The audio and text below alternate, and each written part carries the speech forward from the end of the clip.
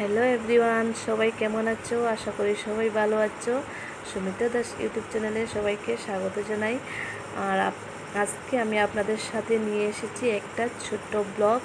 তো এই যে দেখো, এখানে আছে পাকা পাকা আমের আমসত্ত্ব। তো এই আমসত্ত্বগুলো না আমার মা দিয়েছেন। তো এই যে দেখো, এই সাইডে মানে এই যে আমসত্ত্বটা আমার বোন দিয়েছে। তো প্রথমে মা ছোট ছোট প্লেটে বা থালায় দিয়েছেন, একদম ভালো লাগছিল না দেখতে।